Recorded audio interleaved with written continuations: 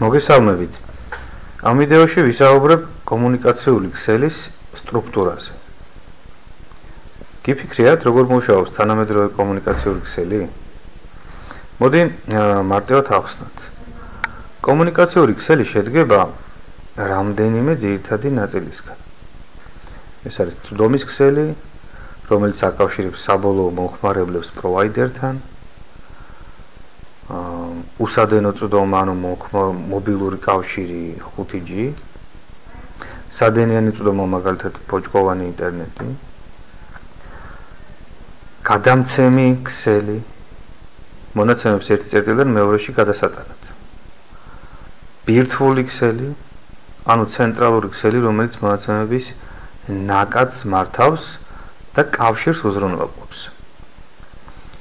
მეტროპოლიური ქსელი, ანუ Metropolitan Area Network, რომელიც აკავშირებს სხვადასხვა მომხმარებლებს ერთი ქალაქის მასშტაბით. განვიხილოთ მაგალითი საკურიერო სერვისთან დაკავშირებით. წარმოიდგინეთ, რომ თქვენ გზავნით პაკეტს A ქალაქიდან B ქალაქში. წვდომის ქსელი ამ შემთხვევაში არის თქვენი ადგილობრივი ფილიალი, სადაც პაკეტი შედის.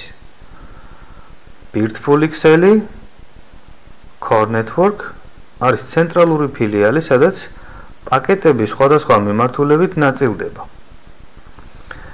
გადამცემი ქსელი არის ქალაქებს შორის არსებული სატრანსპორტო მაგისტრალი, რომელიც პაკეტს საბოლოო დანიშნულებისკენ გზავნის. ამგვარად, თითოეული ქსელის ელემენტი მუშაობს ისე, რომ მონაცემები სწრაფად, ეფექტურად და უსაფრთხოდ მივიდეს საბოლოო მომხმარებლამდე. ეს არის კომუნიკაციური ქსელის ძირითადი სტრუქტურა. მადლობა ყურადღებისთვის.